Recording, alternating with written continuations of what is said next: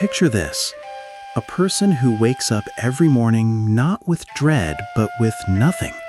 No spark, no pull toward the day, just the quiet weight of another sunrise they have to fill. They open their eyes and the ceiling looks exactly the same as yesterday. The alarm is just noise. The coffee tastes like habit. They go through the motions, coffee, commute, conversations, but inside it's like walking through water, heavy, slow, pointless. They smile when expected. They nod at the right times. They even laugh at jokes they don't hear. On the outside, everything functions. On the inside, the volume has been turned down so low that even joy arrives muted. If you've ever felt that, you're not alone, and you are not broken. What you're carrying has a name: existential fatigue. It is not the dramatic collapse of burnout. It is not the sharp blade of depression. It is subtler, more corrosive, a soul-deep weariness where existence itself begins to feel like an endless, unasked-for chore. This is not about wanting to disappear. This is about waking up every day and quietly asking, why did I show up again? We live in a world engineered to keep us moving. Notifications ping like gunfire. Screens sell us 1,000 versions of lives we don't have. Productivity is worshipped like a god that never grants rest. And somewhere in that storm, the thread that once tied us to meaning simply unravels. Psychologists call it the existential vacuum. Viktor Frankl, who survived 4 concentration camps, described it as the hollow that forms when we lose our why. Without a reason that feels bigger than the daily grind, even comfort starts to feel like a cage. Modern research backs him up. The Journal of Positive Psychology has shown that people without a clear sense of purpose experience higher cortisol, lower dopamine sensitivity, and a measurable drop in life satisfaction, even when everything on paper looks fine. Money in the bank, friends in the contacts, achievements on the wall. None of it registers when the soul is starving. The brain, brilliant survival machine that it is, adapts. When joy becomes unreliable, it quietly turns down the dial. Curiosity is expensive. Wonder is risky. So the reward system goes into power-saving mode. This is anhedonia, the inability to feel pleasure in things that once lit you up. Music still plays, but it no longer moves you. Food still tastes, but it no longer satisfies. Laughter still happens, but it lands somewhere outside your body. Neuroscientist Andrew Huberman explains it like this: chronic, low-grade stress keeps the amygdala in overdrive, while the prefrontal cortex, the part that plans and dreams, slowly burns out. The default mode network, your brain's dreaming circuit, gets hijacked by rumination. Who am I? What's the point? Why does nothing feel real anymore?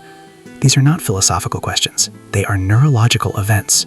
Half of all adults report feeling this disconnection at least once in their lives, according to the American Psychological Association.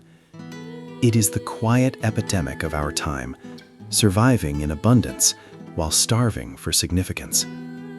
And the cruelest part? The people who feel it most deeply are usually the ones who care the most. The empaths, the overthinkers, the ones who notice the pain behind every smile, the injustice in every headline, the fleeting beauty in a single raindrop. They absorb it all. They carry it all. They give endlessly, fixing, helping, smoothing, holding space. They are the peacemakers who never learned how to make peace with themselves. They have been strong for so long that strong stopped feeling like strength and started feeling like a life sentence. At some point, their spirit whispers, enough.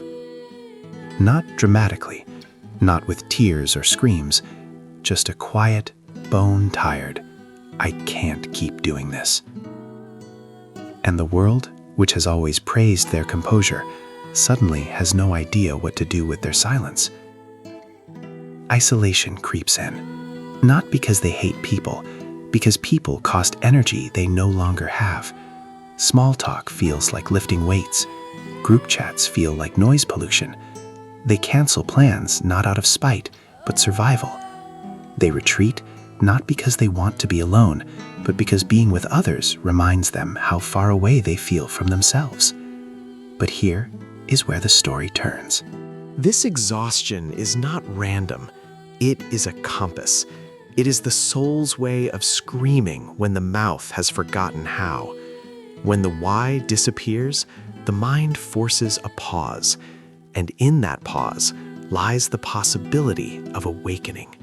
Frankl's logotherapy teaches that meaning is not discovered like buried treasure. It is created through work that feels like calling, through love that feels like home, through the attitude we choose when life refuses to be kind. Frankl adds the science. Small, repeated acts of awe rewire the dopamine system. 10 minutes under the night sky. One song that makes your chest ache in the good way. A walk where you notice the exact shade of green on a leaf. These are not luxuries. They are neurological medicine. Start there, not with a life overhaul, with one honest question each morning. What would make today feel even 1% less heavy? Then do that thing, even if it's just drinking water from a real glass instead of a plastic bottle, even if it's texting one person "I miss you" without explanation, even if it's sitting on the floor for 5 minutes and crying about nothing and everything. These are not distractions. They are deposits into an account that has been overdrawn for years. Consider the biology again. Under chronic fatigue, the amygdala screams danger at everything. The prefrontal cortex, exhausted, can barely plan dinner. But consistent mindfulness, 10 conscious breaths, 1 page of unfiltered journaling, strengthens the very wiring that breaks the loop. It tells the brain, we are safe enough to feel again. Shed the noise. Unfollow the accounts that make you feel small. Say no to the commitments that leave you hollow. Seek therapy not to fix yourself, but to finally meet yourself. Existential therapists will ask you to question everything. Is this job a paycheck or a prison? Are these relationships reciprocal or rescue missions?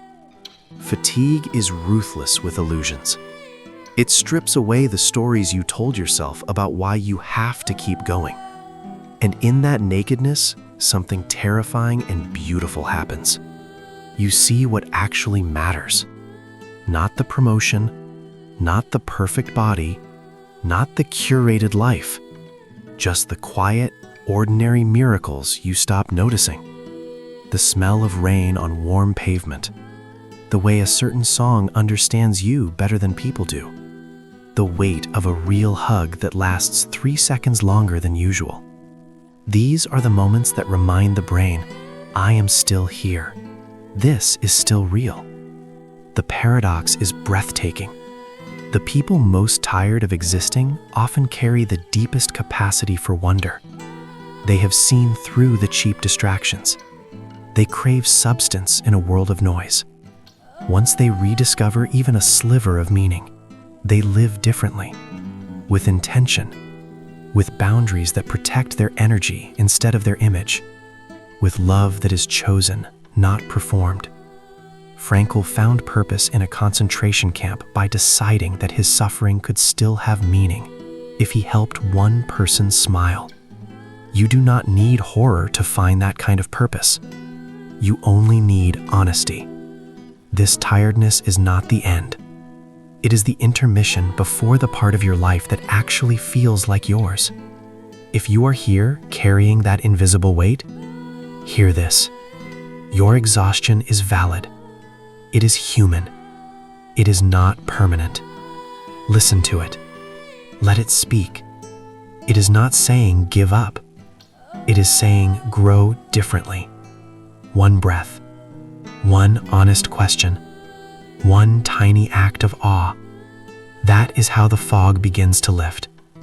That is how the colors slowly return. That is how a life you were tired of existing in becomes a life you are grateful to be alive for. You are not behind. You are exactly where you need to be to finally start becoming who you were always meant to become. The sunrise is still there. It was waiting for you to notice it again.